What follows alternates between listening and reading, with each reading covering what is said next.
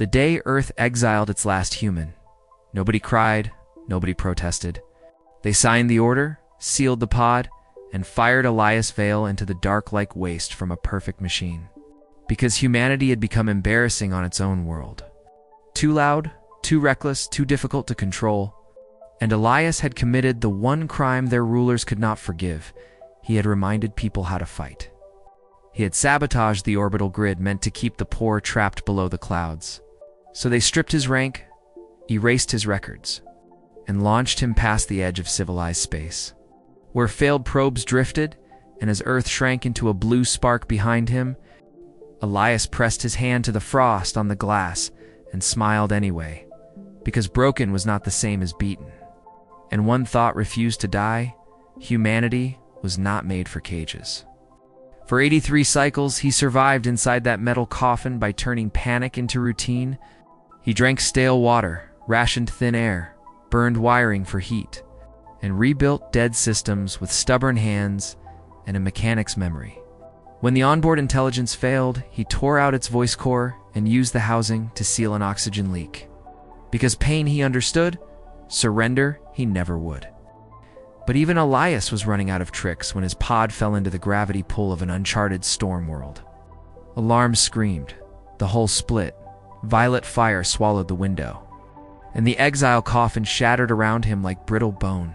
He woke beneath a ceiling of silver light, on a bed that hummed, with strangers circling him in armor, voices arguing over whether he was dangerous or dead.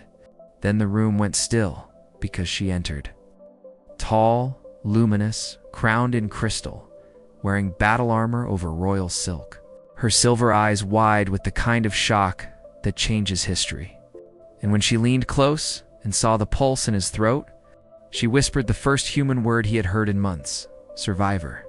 Princess Lyari of the Aethri Dominion had discovered his wreck while hunting raiders in the storm belts. She should have logged it and flown on. Instead, she brought him aboard her flagship, the Radiant Spear, and that decision split open a buried age. Because the Aethri remembered humans, not as weak exiles, but as legends, wild engineers, impossible soldiers, rescuers who flew into collapsing systems and left with children and stolen victories. Over time, those stories had been filed down into myth, a species said to be gone. And now one human stood barefoot in Lyari's war chamber, wearing a borrowed cloak, studying star maps he should not have been able to read. While admirals watched him like a loaded weapon, he learned fast. He understood engines after seeing their cores once, battle formations after watching one replay, and Lyari noticed something else beneath the scars and sarcasm. Elias carried grief like a blade turned inward. He had been thrown away by his own world, yet every time danger rose, his first instinct was still to protect the people near him. On the 7th night, assassins breached the lower decks. Silent and fast, it was Elias who caught the irregular power draw. Elias, who ripped a plasma sidearm from a fallen guard. Elias, who fought through white corridors and burning alarms to reach Lyar's chamber. And when the last killer hit the floor, Lyari stared at him through the smoke, like someone seeing a legend open its eyes. Humans were real, and they were still terrifying. Then the Vask came, black warships tearing from fold space above the Aethri capital.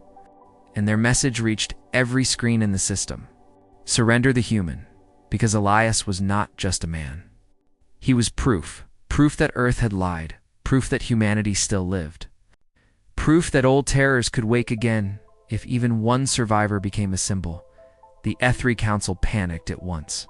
Ministers begged for compromise. Admirals demanded containment. Nobles found elegant ways to suggest betrayal. And for one terrible moment, the royal chamber sounded exactly like the court that had banished him. Polished voices offering safety at the price of shame, Elias laughed, low and sharp. Then stepped into the center of the room and said what none of them wanted to hear. Tyrants always call courage a threat. Empires always fear memory more than weapons. And if one half-starved exile frightened an armada, then maybe the armada already knew it could lose. The chamber went silent. Lyari rose, drew the ancestral blade of her house, and laid it across his palms in front of the whole court. It was not romance, it was trust. What followed became legend before the smoke had cleared. Elias rewired the spear's shield grid into a pulsing trap. Armed freighters as decoys taught royal pilots how to fight ugly, and led the counterstrike beside Lyari. Her precision cutting openings, his madness driving through them. When the Vask flagship broke the defense ring and descended toward the capital, Elias rammed a burning corvette into its command spine, crawled from the wreck with his suit on fire, and forced open the primary gate for the fleet with both hands on molten metal. Because when the universe demands that a human die quietly, the usual answer is laughter. By night cycle, the Vask armada was ash. The capital still stood, and every world in range was watching the same image. Elias Vale beside Princess Lyari on the shattered bridge. Smoke at their backs, stars at their faces, neither kneeling. And something old woke across the systems. Not just hope, something sharper, permission. Earth had thrown away its last human to preserve a clean lie. But the lie had crashed into an alien princess brave enough to recognize fire when she saw it. Lyari offered Elias rank, land, command. Even a palace if he wanted one. He asked for none of it.